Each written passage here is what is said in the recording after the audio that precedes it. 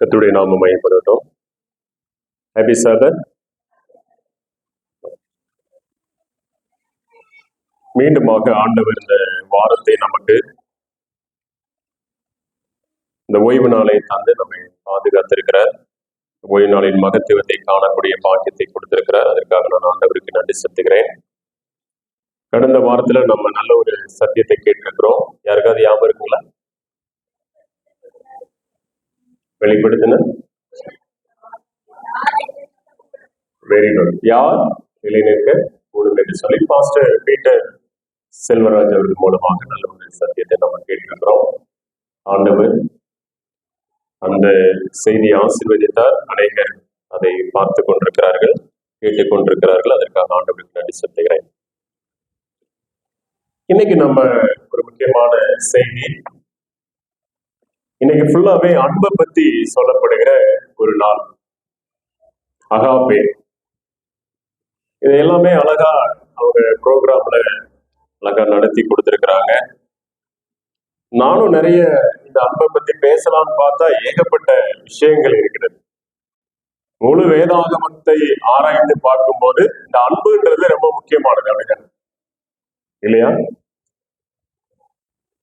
நிறைய செய்தி எடுத்திருக்கிறேன். இந்த அன்பை பத்தி செய்தி எடுக்கணும் அப்படின்னா ஒரு 10-20 செய்தி கூட எடுக்கலாம். விதவிதமான ஒரு கான்செப்டோட ஒரு அன்பை குறித்து வேதாகமம் நமக்கு கற்றுக் கொடுக்கிறது. அன்பா இருந்தவங்க அப்படின்னு சொல்லி பார்த்தீங்கன்னா ஒரு ஃப்ரெண்ட்ஷிப் நம்ம பார்த்தோம்ல, எரோஸ் அப்படின்ற ஒரு வார்த்தை, அது ஒரு அன்பை குறிக்கிற ஒரு கிரேக்க ஒரு வார்த்தை. சரிங்களா? நானும் நிறைய காரியங்களை இதை எங்கேயாவது நம்ம சொல்லணும், நல்ல ஒரு விஷயங்களை கற்றுக் கொடுக்கணும் அப்படின்னு சொல்லி ட்ரை பண்ணேன்.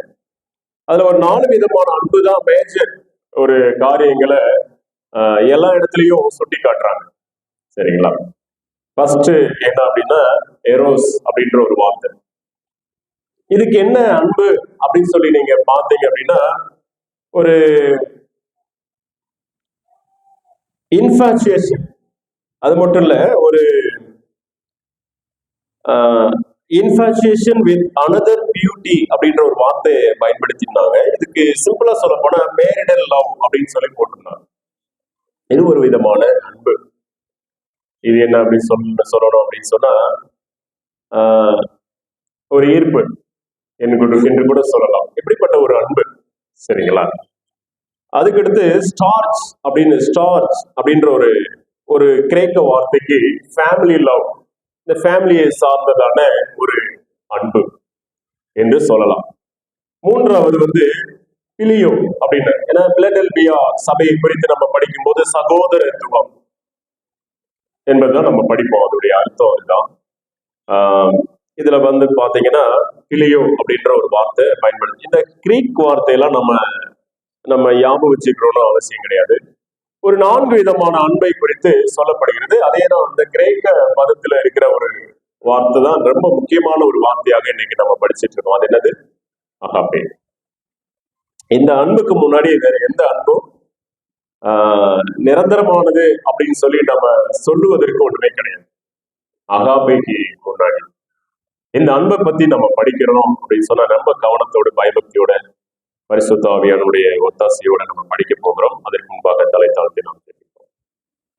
பரிசுத்தமுள்ள ஆண்டவரே, உங்களுடைய அன்பை பத்தி நாங்கள் தியானிக்க போறோம்ப்பா. உங்களுடைய கிருபை கூட இருக்கட்டும்.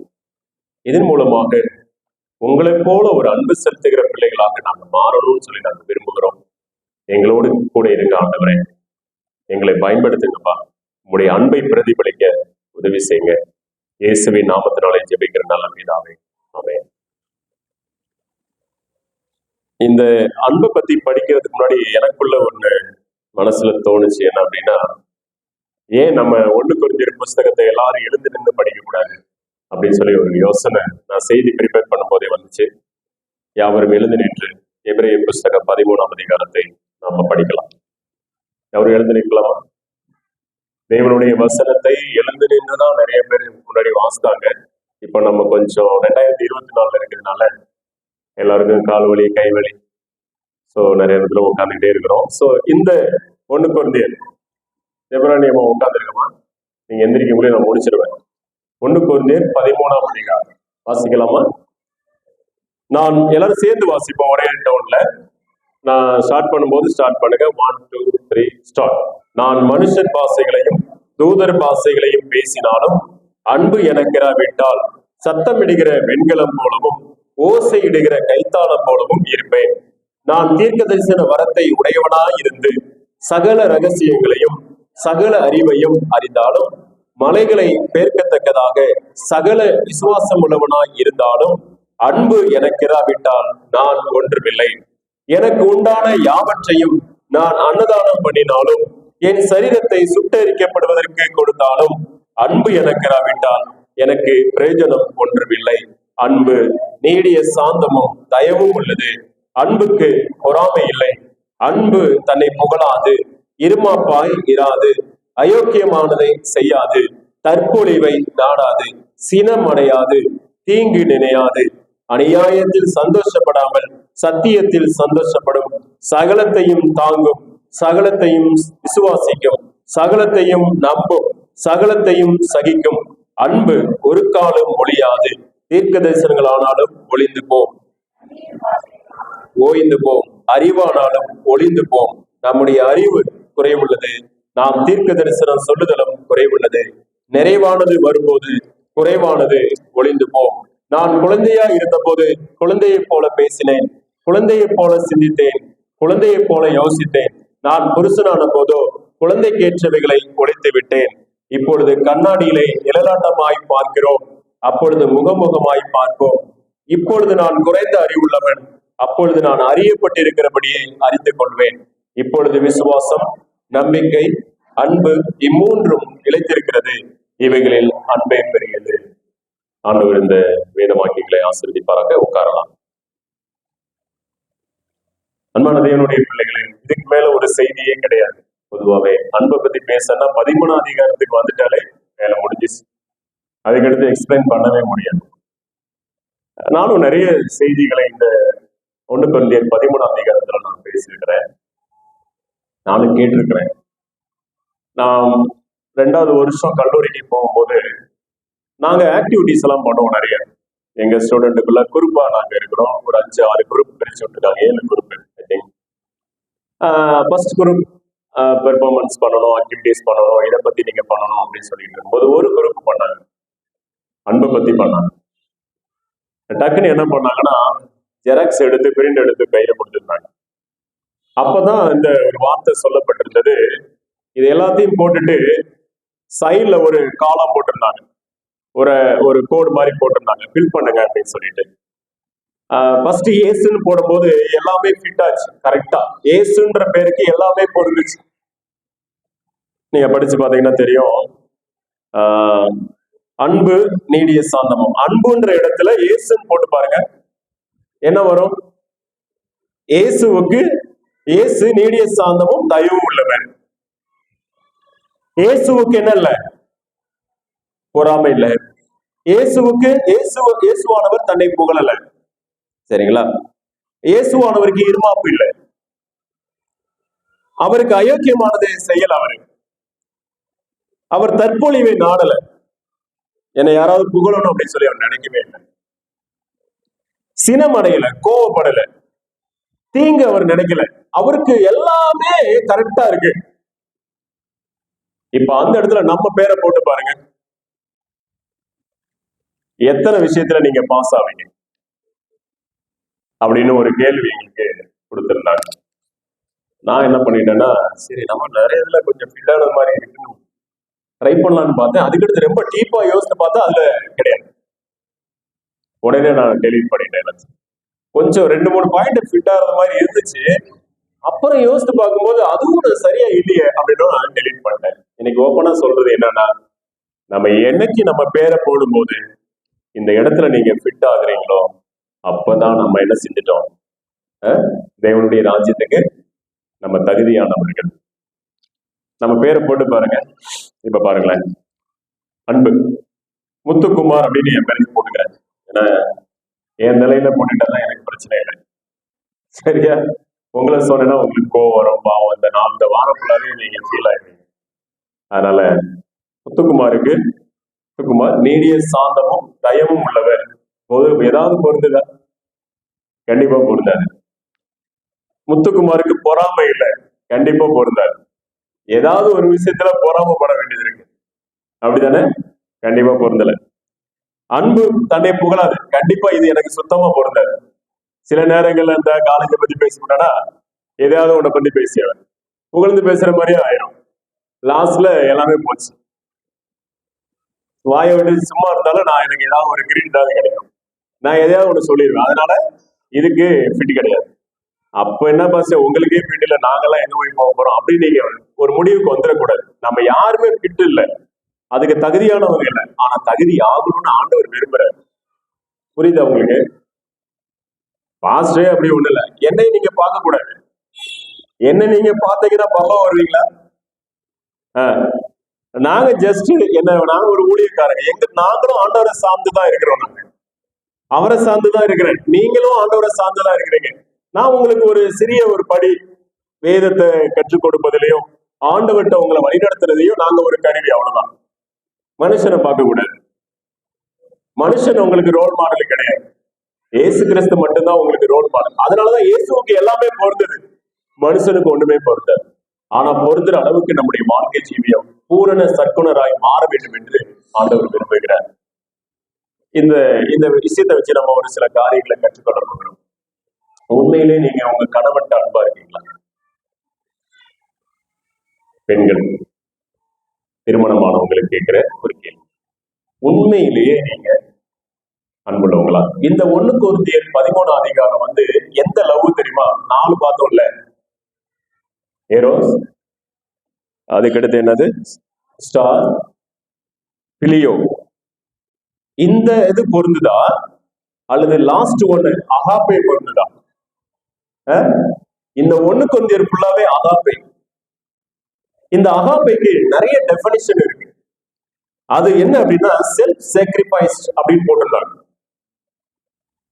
சுயநலம் இல்லாதது, ஒரு காரியத்தை எதிர்பார்த்து செய்யறது இந்த அன்பு கிடையவே கிடையாது. இந்த 1 கொரிந்தியர் முழுவதுமாக அகாப்பே. சரி, இந்த அகாப்பே அன்பு உங்களுடைய கணவனாட்ட நீங்க காட்டுறீங்களா? திருமணமான பிள்ளைகள் யோசிங்க. ஆண்களுக்கு உங்களுடைய மனைவிட்ட இந்த அகாப்பே அன்பு இருக்கா? காட்டுறீங்களா? திங்க் பண்ண வேண்டிய ஒரு விஷயம். அதை நீங்களே சொல்லிருங்க பாஸ்டர் அப்படின்னு சொல்றீங்களா? உண்மையிலேயே நீங்க உங்க மனைவிட்ட கோபப்படும் போதும் உங்க கணவனாட்ட கோபப்படும் போதும் இதை நீங்க ரீட் பண்ணி பாருங்க, எந்த அளவுக்கு நீங்க அன்பா இருக்கிறீங்கன்றத புரிஞ்சுக்கிறோம். இதுல பாத்தீங்க அப்படின்னா உண்மையிலேயே அன்பு உங்கள்கிட்ட இருந்துச்சு அப்படின்னு சொன்னா அந்த அன்பு நீடிய சாந்தம் தயவு உள்ளது. அந்த அன்புக்கு பொறாமையே கிடையாது. அப்படி ஒரு அன்பு இருந்துச்சுன்னா தன்னை புகழவே செய்யாது, இருமாப்பாயிராது, ஐக்கியமானது செய்யாது, தற்பொழிவு சினம் அடையாது. சினம் அடையாது அப்படின்னா என்ன அர்த்தம்? கோபப்படாது. நம்ம எவ்வளவு கோபப்படுறோம்ல? எத்தனை பேர் என் குடும்பத்துல சண்டையே போட மாட்டோம், நாங்க கோபப்பட்டதே இல்லைன்றதை யாராவது சொல்ல முடியுமா? ஜெபரானியமும் கோபப்பட்டதே கிடையாது.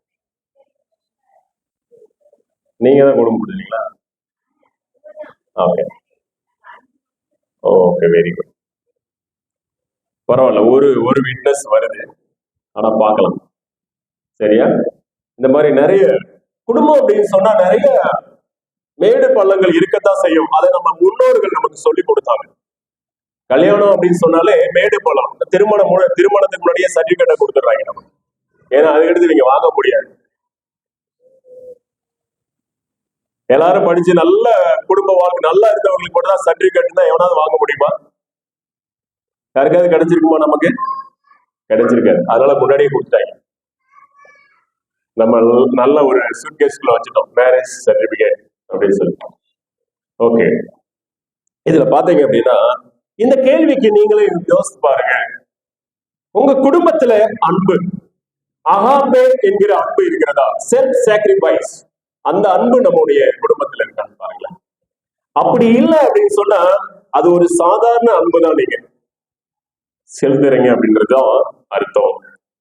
இதுல பாத்தீங்க அப்படின்னு சொன்னா இந்த எரோஸ் அப்படின்ற ஒரு கிரிக் வார்த்தையினுடைய அர்த்தத்தை கொடுத்திருக்கிறாங்க. இது என்ன அப்படின்னா ஒரு நிறைய நிறைய காரியங்கள் ஒரு ஆங்கிலத்துல கொடுத்திருக்கிறாங்க. என்ன அப்படின்னு சொன்னா, I love you because you make me. I love you because you make me அப்படின்னு நான் நேசிக்கிறேன், நீங்க என்னை உருவாக்குறதுக்காக, என்னை தேர்ந்தெடுத்ததுக்காக, எனக்கு நீங்க இந்த உதவி செஞ்சதுக்காக நான் உங்களை நேசிக்கிறேன். இதுதான் அவங்க இந்த காரியத்தை செஞ்சதுனால அவங்களை நான் நேசிக்கிறேன். இந்த அன்பு நிரந்தரமானது கிடையாது. ஒரு ஆள் உதவி செஞ்சா அதை நான் நேசிப்பேன்.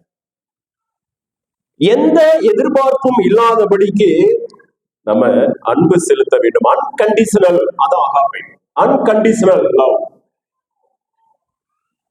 அன்புனா என்ன? ஃபர்ஸ்ட் நான் அநேகர்கிட்ட அந்த கேள்வி கேட்டிருக்கேன். அன்புனா என்ன நினைக்கிறீங்க? யாராவது ஒரே ஒரு வார்த்தையில சொல்லணும். ஒரே ஒரு வார்த்தை, அன்புனா என்ன? யாரு? God is love. ஓகே, ஒரு பாயிண்ட் வச்சுக்கலாம். அன்புனா ஒரே பாயிண்ட். இன்னும் நான் ரொம்ப டீப்பா யோசிக்கல. அன்புனா என்ன? பொதுவா அகாப்பே அன்புனா ஏற்கனவே நான் சொல்லிட்டேன். அதுக்கு தமிழ்ல சொன்னாலே அதோடைய அர்த்தம் சரியா இருக்கு. அன்புனா என்ன? இயேசு கிறிஸ்து. Very good. வேற ஒரு வசனத்தை நான் சொல்றேன், அதுல அன்புனா என்னன்றதை நீங்க சொல்றீங்களா? யோவான் 3:16. வசனம் ஃபுல்லா சொல்லக்கூடாது, ஒரே ஒரு வார்த்தை மட்டும் எனக்கு வேணும். அதுல ஒரு வார்த்தை இருக்கு. யாரு சொன்னா? தியாகம்னு யாரு சொன்னா? Very good. அதுதான் நான் எதிர்பார்த்தேன். அந்த வார்த்தை ரொம்ப முக்கியம். கொடுப்பதுன்னு சொன்னீங்கல்ல, கொடுப்பது, அதுவும் ஓகே. என்ன கொடுத்தாரு? தன் உயிரை கொடுக்கிறார். இயேசு கிறிஸ்து தன் உயிரை கொடுக்கிறார். பிதா தன் குமாரனை கொடுக்கிறார். அது என்ன அப்படின்னா தியாகம், சாக்ரிஃபைஸ். இன்னைக்கு நம்ம குடும்பத்துல யோசித்துக்கங்களேன், கணவன் மனைவி, நம்ம எதிர்பார்த்தது மாதிரி மனைவி அமைவாங்களா? அல்லது எதிர்பார்த்தது மாதிரி கணவன் அமைவாங்களா? அப்ப என்ன பண்ணணும்? திருமணம் ஆயிடுச்சு, என்ன பண்றது? நம்ம ஒரு லிஸ்ட் போட்டு வந்திருப்போம். இப்படி இருக்கணும் என் மனைவி, இப்படி இருக்கணும் என் மனைவி. நானும் நிறைய லிஸ்ட் போட்டேன். ஒரு சிலது சக்சஸ் ஆயிருக்கு. நீங்க லிஸ்ட் போட்டீங்களா? சொல்லுங்க. எப்பயுமே ஒரு எதிர்பார்ப்பு இருந்திருக்கும்ல, எல்லாரும் எதிர்பார்ப்பு. என்னுடைய மனைவி ஒரு எதிர்பார்ப்போடு இருப்பாங்க. அவங்களுக்கு சக்சஸ் ஆகுதுன்னு நமக்கு தெரியாது. என்னுடைய எதிர்பார்ப்பு இருந்திருக்கும். எனக்கு எப்படி, இதெல்லாம் நான் அதிகமா ஃபுல்லா நம்ம சொல்ல முடியாது. ஆனா என்ன அப்படின்னா, இந்த அன்புக்குள்ள நம்ம வரும்போது எல்லாமே சாத்தியமாயிடும். கரெக்டா? நம்ம எழுதின அத்தனையுமே, நம்ம எதிர்பார்த்த அத்தனையுமே இந்த அகாப்பைங்கிற அன்பு வரும்போது எல்லாம் ஓகே ஆயிடும். இந்த அன்பு வரல அப்படின்னா நீங்க எழுதுறது எல்லாமே வேஸ்ட். இந்த அகாப்பை, அன்கண்டிஷனல் லவ் நம்முடைய குடும்பத்துல வரும்போது, குடும்பம் என்ற அந்த இதுல வரும்போதுதான் உண்மையிலேயே அதுக்கு ஒரு அர்த்தம் நிறைந்ததாக இருக்கும். அங்கதான் என்ன வருது அப்படின்னா, ஒரு குடும்பத்துல என்னென்ன தேவையோ அதெல்லாம், அதாவது என்ன சொல்லுது அப்படின்னு சொன்னா, சகலத்தையும் தாங்கும், சகலத்தையும் சகிக்கும். நம்ம இப்படி எதிர்பார்த்தோம், அப்படி இல்ல, சரி நம்ம எல்லாத்தையும் ஏத்துக்கலாம், நம்ம அன்பா இருக்கணும். ஆண்டவர் எனக்கு கொடுத்த பரிசு என்னுடைய மனைவி, ஆண்டவர் எனக்கு கொடுத்த ஒரு பரிசு அது என்னுடைய கணவனா என்று சொல்லி என்னைக்கு நம்முடைய வாழ்க்கையில நினைக்கிறோமோ அந்த அகாப்பை இருக்கிற அன்பு, இந்த சாக்ரிஃபைஸ், அன்கண்டிஷனல், அந்த அன்பு நமக்கு வரும்போதுதான் ஒரு திருப்தியே வரும். இன்னைக்கு நிறைய குடும்பத்துல சண்டை எதுக்கு தெரியுமா? கல்யாணம் ஆகி 3 நாள்ல டைவர்ஸ் பண்ணிடலாம். கல்யாணம் ஆகி ஒரே வாரத்துல ஓடி போயிடுறாங்க. கல்யாணம் ஆகி ஒரே மாசத்துல ஆளை காணும், சூசைட் பண்ணிக்கிறாங்க. ஏன் காரணம்? இந்த அன்பு அந்த வாழ்க்கைக்குள்ள வராததுனாலதான் அந்த குடும்பத்துக்குள்ள பிரச்சனை ஸ்டார்ட் ஆயிடுது. இந்த அன்பு வந்துச்சுன்னா நீங்க எழுதுன எல்லாமே ஃபுல்ஃபில் ஆகும், நீங்க நினைச்சது எல்லாமே சாதிச்சிடலாம். உண்மையிலேயே இந்த அன்பு எங்களுடைய குடும்பத்துல வந்துருக்கு. நாங்க எல்லாத்தையும் சகிச்சுக்கிறோம், எதுனாலும் பரவாயில்ல. நம்மளுடைய நோக்கம் என்னது? எங்க போனோம்? பரலோகத்துல. வாழ்நாள் முழுவதும் நீதான், வாழ்நாள் முழுவதும் நான் தான். திருமணத்துல இணைக்கப்பட்டவங்க திருச்சபையில உறுதிமொழி எடுத்தவங்க வாழ்நாள் முழுவதும் நித்தியமாக வாழ போறாங்க. உடனே நிறைய பேர் சொல்லுவாங்க, ஐயோ மறுபடியுமா, திலகமா சிரிக்கிறோம், ஐயோ மறுபடியுமா. நீங்க நினைக்கிற மாதிரி எல்லாம் அப்படி இருக்காது. இங்க அன்பு செலுத்தும் போது அங்க நம்ம பரலோக ராஜ்யத்துக்கு வரும்போதெல்லாம் அங்க சண்டையெல்லாம் கிடையாது. கவலைப்படாதீங்க, எல்லாமே ஆண்டவர் அவருடைய கிருபையினாலே நாம பாதுகாக்கப்பட போகிறோம். இங்க ஒருவேளை கசப்பு வெறுப்போடு இருக்கலாம். இயேசு கிறிஸ்து வரும்போது மறிக்கிறதுக்கு முன்பாகவாது மனம் திரும்பி ஆண்டவர் என் குணத்தை மாத்துங்கப்பா, நான் நல்ல பிள்ளையா இருக்கணும்னு சொல்லிட்டு வாழ்ந்தாங்கன்னா அவங்களுடைய குணமாற்றத்தினால குடும்பம் முழுவதுமாக ஆசீர்வாதமாக இருக்கும். இது குடும்பத்தை பத்தி சொல்லுகிற ஒரு அன்பு. அது மட்டும் இல்ல, இந்த ஸ்டார் அப்படின்ற அந்த அன்பு ஒரு நேச்சுரல் எம்பதி அப்படின்னு சொல்லுவாங்க. இயற்கையாகவே வருகிற ஒரு பாசம், அப்பா பாசம், அம்மா பாசம், திக் பிளக்ட் அப்படின்னு சொல்லுவாங்க. நிறைய பேர் சொல்லுவாங்க, என்னடா அவங்க அம்மாவை இவ்வளவு நேசிக்கிற, கல்யாணம் ஆன பிறகு உன் அண்ணன் மேல இவ்வளவு பாசமா இருக்கு, உன் தம்பி மேல இவ்வளவு பாசமா இருக்கு, உங்க அக்கா மேல தங்கச்சி மேல இவ்வளவு பாசமா இருக்கு, ஏண்டா திக் பிளட் அப்படின்னு சொல்லுவாங்க. ஏன் தெரியுமா? அது ஒரே வயிற்றுல இருந்து வந்திருக்காங்க, பார்த்து பார்த்து வளர்ந்துருக்கிறாங்க. அவங்க வந்தோன்னா உடனே என்ன செஞ்சிட முடியாது, அவங்கள பிரிச்சிட முடியாது. என்னதான் திருமணம் முடித்திருந்தாலும், கணவன் மனைவி சந்தோஷமாக இருந்தாலும், குடும்பம்னு வரும்போது அந்த அன்பு வேற மாதிரி இருக்கும். அந்த அன்புக்கு இணையாக எதுவுமே எடுத்துக்கிற முடியும். நிறைய பேர் அவங்ககிட்ட பேசாத, உன் அண்ணன்கிட்ட பேசாத, உன் தங்கச்சிட்ட பேசாத, உன் தம்பிகிட்ட பேசாதன்னா எப்படி இருக்கும்? எப்படிங்க இருக்கும்? குடும்பத்துல சண்டை தான் ஸ்டார்ட். இது என்ன அப்படின்னா மேரிடல் லவ் அப்படின்னு சொல்லுவாங்க. எராஸ், அது ஒரு அன்பு. ஃபேமிலி அன்பு, ஸ்டார் ஃபேமிலி அன்பு, இதெல்லாம் பயங்கரமான ஒரு அன்பு. ஆனா எல்லா பற்றிலும் மேரிடல் அன்பாக இருந்தாலும் சரி, அல்லது பிரதர்லி அன்பாக இருந்தாலும் சரி, ஃபேமிலி அன்பாக இருந்தாலும் சரி, அதுக்குள்ள இந்த அகாபே என்கிற அன்பு உள்ள வரணும். வருமா? அப்படி வரும்போதுதான் உங்களை வச்சு எந்த பிரச்சனையும் வராது. அப்படி வராத பட்சத்துல உங்களை வச்சு எல்லாமே பிரச்சனையா தான் மாறும். ஓகே, ஆண்டவர் பாத்தீங்கன்னா புதிய ஏற்பாட்டுல லவ் ஒன் அனதர் அப்படின்ற ஒரு வார்த்தையை பயன்படுத்துகிறார். உன்னை போல பிறனை நேசி 13 முறை சொல்றேன். உன்னை போல பிறனை நேசி, உன்னை போல பிறனை நேசி, உன்னிடத்தில் அன்பு கூறுவது போல பிறனிடத்தில் அன்பு செலுத்து, உன்னை போல பிறனை நேசி என்று சொல்லி 13 முறை சொல்றேன். நீங்க எந்த அளவுக்கு உங்களை நேசிக்கிறீங்களோ அந்த அளவுக்கு மற்றவங்களை நேசிக்கணும். நேசிக்க முடியுமா?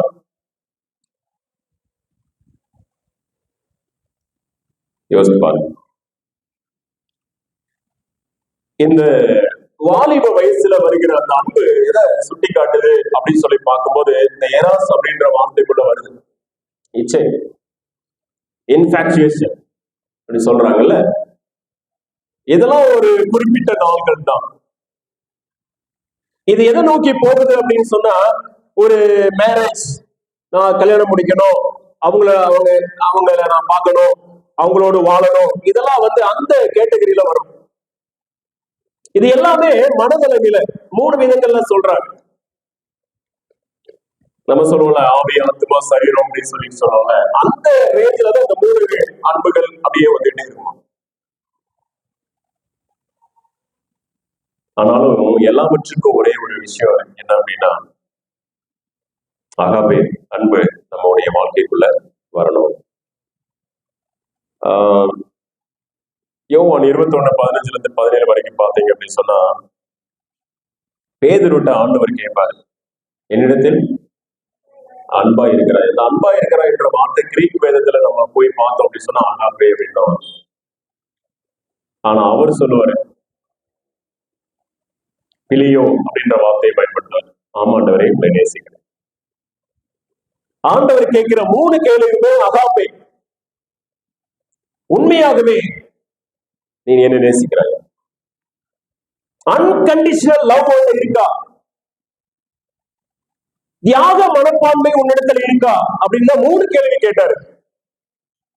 ஆனா அதுக்கு அவன் பதில் சொன்ன மூணுமே என்னன்னா, பிரதர்லி லவ். ஆமாண்டவரே, உங்களை நேசிக்கிறேன்.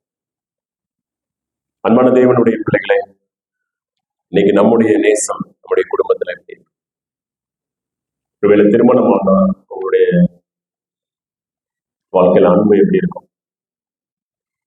எப்ப பார்த்தாலும் சண்டை, கோபம், அடிதடி, டைவர்ஸ் பண்ணிடுவேன், நான் செத்துருவேன், இப்படியே நம்ம பேசிட்டு இருக்கிறோமா? அல்லது எதிர்பார்த்த மாதிரி லைஃப்ல நாம் இயேசுவின் அன்பினாலே நான் பிடிக்கப்பட்டிருக்கிறேன், அந்த இயேசுவானவர் நம்முடைய வாழ்க்கைக்குள்ள வரும்போது அவர் செலுத்தின அதே தியாகம் நம்ம செலுத்த ஆரம்பிச்சிடும். இயேசுவானவர் வரும்போதுதான் அந்த அவாமை என்கிற அந்த அன்பு மற்றவங்ககிட்டையும் நம்ம காட்ட முடியும். இல்ல அப்படின்னு சொன்னா, நீ கொடுத்தா நான் உனக்கு ஹெல்ப் பண்ணுவேன், நீ என்ன அன்பு செலுத்தினா உன்ட்ட நான் அன்பு செலுத்துவேன், நீ என்ன எதிர்த்து பேசுனா நான் உன்னை எதிர்த்து பேசுவேன், நீ என்ன வெறுத்துட்டா நான் உன்னை வெறுத்துருவேன், எனக்கு தேவையில்லை, போயிட்டு வா அப்படின்னு சொல்லுவோம். இயேசுவானவர் நம்ம உள்ள வரும்போதுதான் எல்லா வாழ்க்கையும் ஒரு மாற்றத்தை பெற்றுக்கொள்ளும். நான் அப்படியே மெசேஜ் ப்ரிப்பேர் பண்ணிட்டு இருக்கும்போது சில காரியங்களை நான் யோசித்து பார்த்தேன். நிறைய விஷயங்கள் சொல்லப்பட்டாலும், எவ்வளவுதான் அன்பு பத்தி பேசினாலும், ரெண்டு ரொம்ப முக்கியமான ஒரு விஷயத்துக்குள்ளாக நாம வந்தாக வேண்டும். என்ன அப்படின்னு சொன்னா, மோஸ்ட் டைம் முடிஞ்சிச்சுன்னு நினைக்கிறேன்.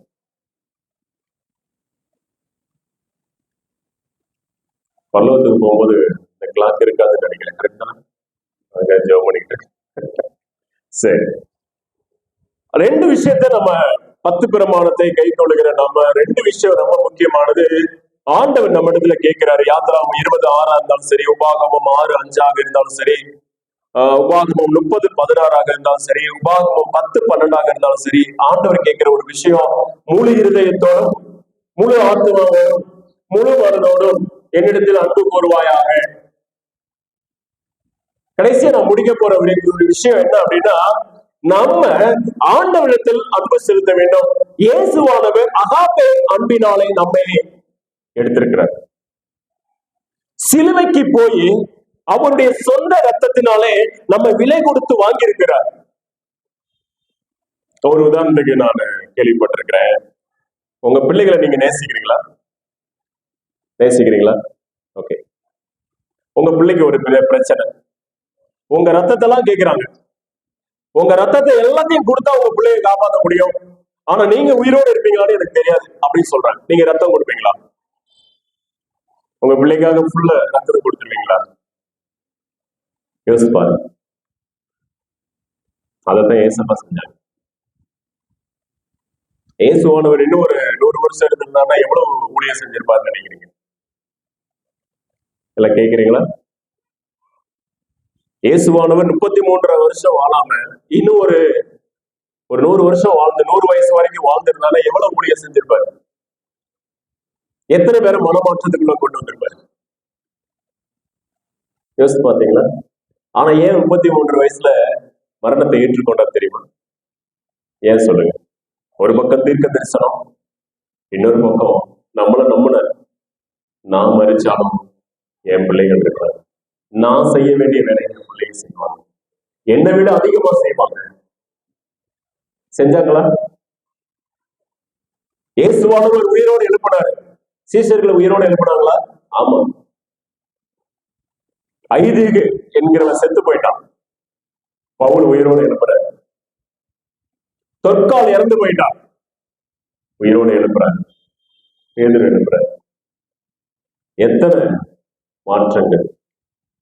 அதனாலதான் ஆண்டவராக இயேசுவா நம்மளை நம்பி, உங்களையும் என்னையும் நம்பி தன் உயிரை கொடுக்கிறார் சிலுவையில். அகாபே அன்பு. அப்படிப்பட்ட அன்புக்கு முன்னாடி அவர் கேட்கிற ஒரு விஷயம், நான் உன்ட்ட அன்பு செலுத்தினல்ல, என்னிடத்துல நீ அன்பா இருக்கிறாயா? என் மேல ஏன் உனக்கு இந்த பாசம் இல்ல? என் மேல எதுக்கு உனக்கு அன்பு வர மாட்டேது? நான் உனக்காக தானே என் உயிரை கொடுத்தேன். நீ நல்லா இருக்கணும் தானே உயிரை கொடுத்த. உன்னுடைய பாவம் மன்னிக்கப்பட வேண்டும் தானே நான் ஒரு உயிரை கொடுத்தேன். என்னுடைய ரத்தத்தினாலே மீட்கப்பட்ட நீ ஏன் என்னிடத்தில் முழு மனதோடு அன்பு கூட மாட்ட அப்படின்னு கேட்கிறேன். இந்த வார்த்தையை கேட்கும்போது உண்மையிலேயே நான் சொல்ற ஒரு கேள்வி என்னன்னா, 100% ஏசப்பாட்ட நீங்க அன்பா இருக்கீங்களா? உண்மையிலே மனசு தொட்டு சொல்லுங்க.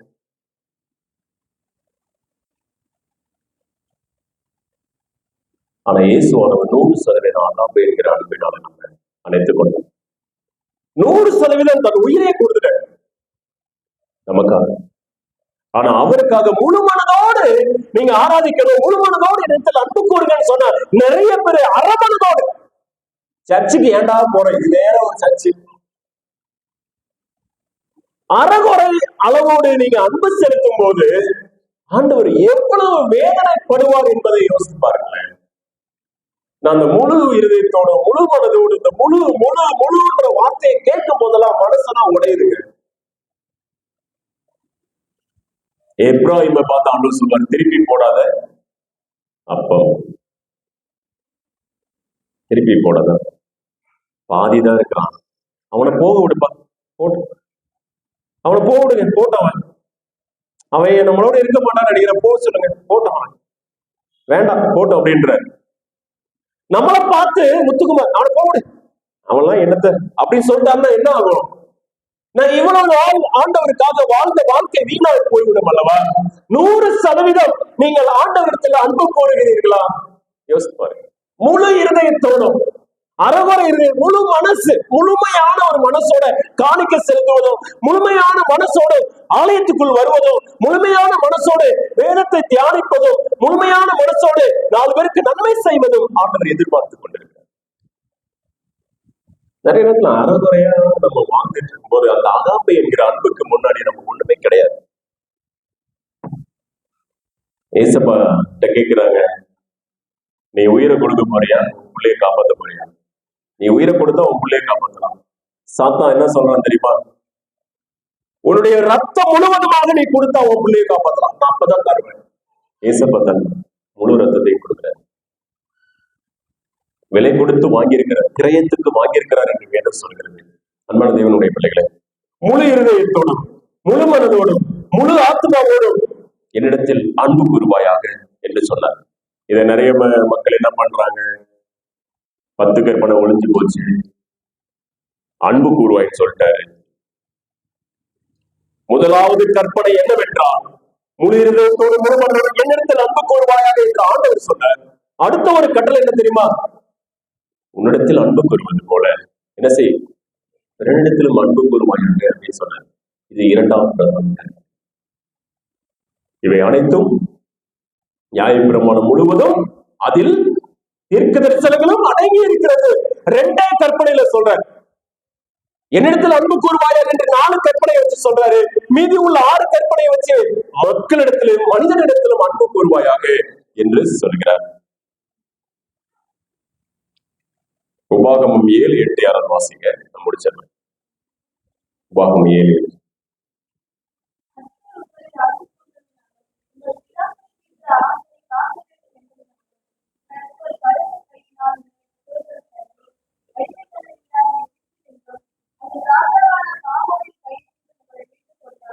இந்த வசனத்தை நான் படிக்கும்போது கொஞ்ச நேரம் யோசிச்சு பார்த்தேன். ஆண்டவரே, இஸ்ரவேல் ஜனங்களை எதுக்கு கொண்டு வந்தீங்க அப்படின்னு சொல்லி ஒரு கேள்வி பல நாட்களா கேட்டிருக்கிறோம் நாம கூட.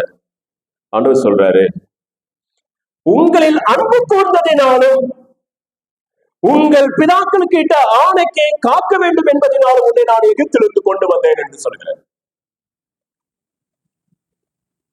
உங்க அப்பா அம்மா நல்லா ஜெபிக்கிற பிள்ளைகளா இருந்தா எவ்வளவு கெஞ்சிருப்பாங்க, என்ன கெஞ்சிருப்பாங்கன்னு நினைக்கிறீங்க? என் பிள்ளைங்க என்ன செய்யுங்க, காப்பாத்துங்க. அந்த ஜெபம் தான் உங்களை வாழ வச்சுட்டு இருக்கு. நீங்க நினைக்கலாம், நான் நல்லா இருக்கிறேன், நான் ரொம்ப யோக்கியமா இருக்கிறேன்னு நினைக்கலாம்.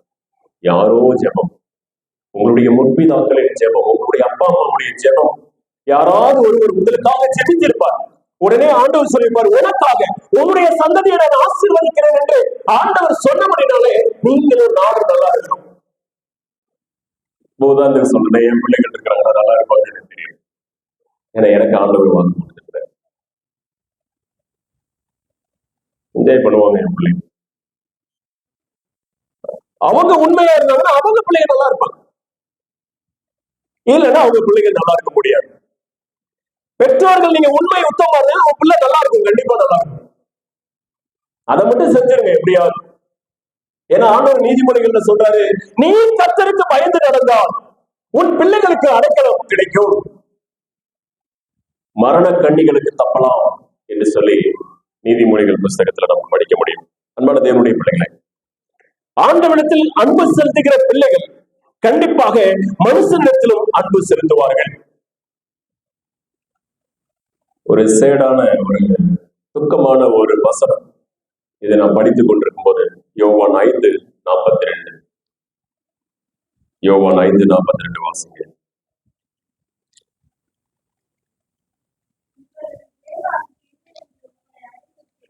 சரி, 5:42 பாத்தீங்க அப்படின்னு சொன்னா,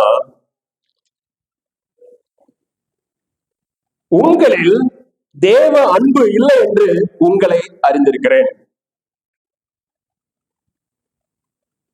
இந்த வசனத்துக்கு என்ன நம்ம சொல்ல போறோம்? இது அவங்களுக்கு தானே கேட்டாரு, நமக்கா கேட்டாரு அப்படின்னு நீங்க நினைக்க வேண்டாம். ஆண்டவர் சொல்றாரு, உங்களிடத்தில் தேவ அன்பு இல்லை அப்படின்னு சொல்றாரு. என்ன பண்றீங்க? ஒரு வாலிபன் வந்த ஆண்டவர்கிட்ட, ஆண்டவரை நித்திய ஜீவனை சுதந்திரத்துக்கு நான் என்ன செய்யணும் அப்படின்னா, எந்த நன்மை செய்யணும்னு ஆண்டவர் என்ன சொன்னாங்க? கற்பனையை கை கொள்ளுனாங்க. அவன் என்ன சொன்னான்? நான் சிறுவயது முதல் கற்பனையை கை கொள்றேன்னு சொன்னான். ஆண்டவர் என்ன சொன்னாரு? ஆகிலும் உன்ட ஒரு குறை இருக்கு அப்படின்னா. உடனே அவன் என்ன சொன்னான்? என்ன குறை? அப்படி என்ன குறை கொஞ்சம் கண்டுபிடிச்சீங்க அப்படின்னா, பிடிச்சிட்டாரு. நீ எல்லாத்தையும் வித்து தரித்திரம் கொடுத்துட்டியா முன்னாடி வாடா அப்படின்னு. அவன் வித்து கொடுத்தானா? இதே கேள்வி நம்மகிட்ட கேட்டா முடியுமா? உங்ககிட்ட இருக்கிற ஒரு 5 சட்டை வித்து சர்ச்சு கட்டுறது கொடுங்கன்னா கொடுப்பீங்களா? செத்து போயிட மாட்டோம். யோசித்து பாருங்க. சும்மா நான் அன்பு செலுத்துறேன், நான் ஆண்டவரோடு இருக்கிறேன் அப்படின்னு நம்ம சொல்றோம். ஆனா ஆண்டவர் கேட்கிற ஒரு கேள்வி என்ன தெரியுமா? உங்களிடத்துல தேவ அன்பு இல்லப்பா அப்படின்ற ஒரு கேள்விக்கு நம்ம என்ன பதில் சொல்ல போறோம்? நம்ம சொல்லலாமா, நான் நேசிக்கிறேன்ப்பா? உடனே ஆண்டவர் அடுத்த கொஸ்டின் என்னது? உனக்கு உண்டானதுகள் எல்லாம் வெற்றி யாருக்கு? உன் அப்பாவுக்கும் உங்க அம்மாவுக்கும் உன் தங்கச்சிக்கு உன் தம்பிக்கு கொடுத்து சேவ் பண்ணிக்க நான் சொல்றாரு. தரித்திரருக்கு போய் கொடு அப்படின்னாரு. விதவைகளுக்கு, திக்கற்றவர்களுக்கு, தரித்திரருக்கு, ஏழைகளுக்கு போய் உன் பணத்தெல்லாம் கொடுத்துடுவா அப்படின்னு சொன்னாரு. நம்ம குடும்பமா? நம்ம குடும்பமா? இன்னைக்கு அன்பை பத்தி ஃபுல்லாவே ஃபுல் அண்ட் ஃபுல் அன்பு, agape agape agape, unconditional love. நம்ம கிரேக்கத்திலையும் இங்கிலீஷ்லயும் சொல்றோம். தமிழ்ல என்ன? தியாகம், தியாக அன்பு. இந்த அன்பு இருக்கும்போது குடும்பம் நல்லா இருக்கும்.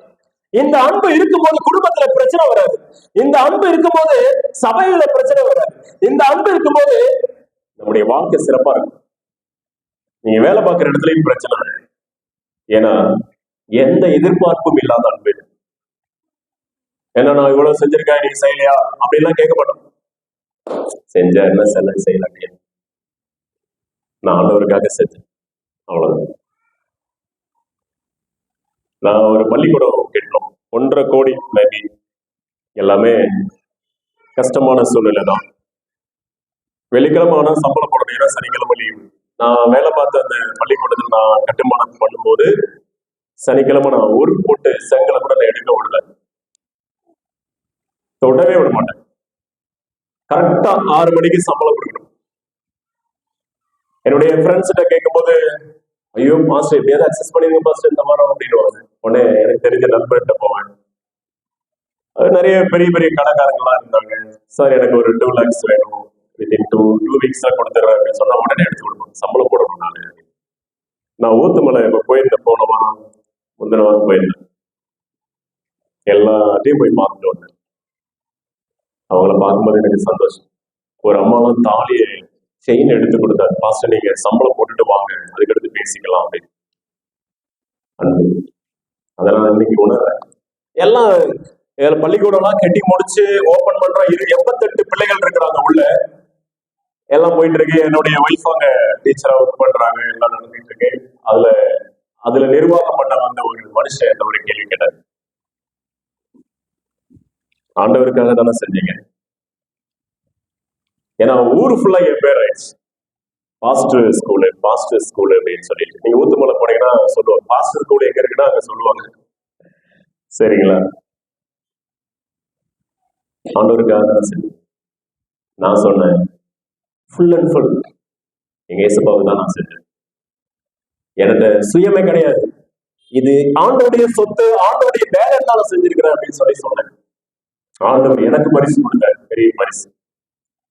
அன்பான தேவனுடைய பிள்ளைகளை, எந்த விஷயத்தை நாம் செய்தாலும் முழுமனதாக அகாப்பை என்கிற அன்பினாலே செய்தோம் என்று சொன்னால் நமக்கு கண்டிப்பாக பலன் கிடைக்கிறது. இன்னொருத்தவங்க கொடுப்பாங்க என்பதற்காக செய்யக்கூடாது, இன்னொருத்தவங்க நம்மளை புகழ்வாங்க என்பதற்காக செய்யக்கூடாது. என் ஆண்டவர் பார்க்கிறார் என்று செய்ய வேண்டும். நான் அந்த வேலையை அங்கதான் செஞ்சேன். நான் வேலை பார்க்கும் போதே நிறைய ப்ரொமோஷன் வந்துச்சு எனக்கு. நீங்க உங்களை அங்க அப்பாயின்மெண்ட் பண்ணிருக்கிறாங்க வாங்க அப்படின்னு. நான் இங்க முடிக்காம நான் வரமாட்டேன். ரத்னசிங் கூட கேட்டாங்க, உனக்கு ஒரு முக்கியமான சர்ச்சை நாங்க கொடுக்குறோம். நோ ஃபர்ஸ்ட், வேண்டாம் ஃபர்ஸ்ட், வேற யாராவது கொடுங்க, நான் இதை முடிச்சுட்டு வந்துடுறேன். 7 வருஷம், 3 வருஷத்துல நான் டிரான்ஸ்பர் ஆவேன் எங்கனாலும். எனக்கு 3 வருஷத்துக்கு மேல எங்கேயுமே இருக்க பிடிக்காது. ஆனா அங்க 7 வருஷம். காரணம், மீதி 4 வருஷம் இந்த ஸ்கூலுக்காக இருந்தேன். அன்பான தேவனுடைய பிள்ளைகளை, என்னைக்கு நம்மகிட்ட இருக்கிற அன்பு இயேசுவுக்காக இருக்குமோ அப்ப நமக்கு முன்னேற்றம் கண்டிப்பா வரும். எப்போ நம்முடைய அன்பு சாதாரணமா தோணுதோ அங்கே குழப்பமும் பிரச்சனை தான் வரும். நான் உங்களுக்கு சொல்ல வேண்டிய ஒரு விஷயம், ஆண்டவர்கிட்ட அன்பு செலுத்துங்க முழு மனதோட, மக்கள்கிட்டையும் அன்பு செலுத்துங்க. ஆண்டவர் எதிர்பார்க்கிறது அதுதான். அந்த அன்பு எப்படிப்பட்டதா இருக்கணும்? நீங்க எந்த ஊழியம் செஞ்சாலும், எந்த வேலையை செஞ்சாலும், அது எதுவாக இருக்கட்டும், அது கட்டிடப் பணியாக இருக்கட்டும், அது சபை பணியாக இருக்கட்டும், அல்லது ஊழியமா இருக்கட்டும், முழு மனதோடு நீங்க செஞ்சு பாருங்க. அப்பதான் அதோடைய வேல்யூ தெரியும். அறவுரையா செய்யக்கூடாது. ஊழியத்தை அசதியா செய்கிறவன் சபிக்கப்பட்டவன். அறவுரையா நீங்க ஊழியத்தை செஞ்சு அறவுரையா நீங்க வேலைகளை செஞ்சுட்டு இருந்தீங்கன்னா அந்த பொறுப்பு உங்களுக்கு ஆபத்தை கொண்டு வரும். தெரியுமா உங்களுக்கு? நிறைய பேர், நான் இருந்த இடத்துல நிறைய பேர் மேடைக்கு கூப்பிடுவேன், ஐயா வாங்க தயவு செய்து போயிருங்க அப்படின்றான். நான் வரவே மாட்டேன். இன்னைக்கு நான் நிம்மதியா இருக்கிறேன்.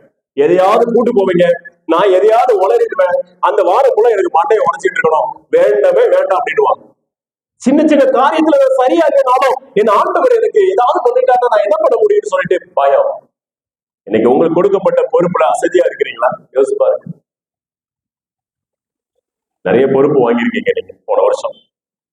எத்தனை பேர் உங்க பொறுப்பை உண்மையா செய்றீங்க? ஊழியத்தை, பொறுப்பை அசதியாய் செய்கிறவன் சபிக்கப்பட்டான். சும்மா சாதாரணமா பொறுப்பு கிடைச்சிருச்சு அப்படின்னு நினைக்க கூடாது. அதுக்குள்ள உங்க வாழ்க்கையை அடங்கிருக்கு, அதுக்குள்ள உங்க முன்னேற்றமே அடங்கிருக்கு, அதுக்குள்ள ஒரு ஆபத்து கூட இருக்கு நீங்க சரியா வேண்டாம். ஆகையினால அன்பு உங்களுக்கு கொடுக்கப்பட்ட பணியில உண்மையா இருக்கணும், வீட்டுல இருக்கணும், சகோதரத்துவ அன்பு இருக்கணும். நான் என் தங்கச்சிட்ட பேச மாட்டேன், என் தம்பிகிட்ட பேச மாட்டேன், நான் மன்னிக்க மாட்டேன், நான் உங்ககிட்ட எல்லாம் சேரவே மாட்டேன். இந்த அன்பு ஆபத்தானது, இது மோசமான அன்பு.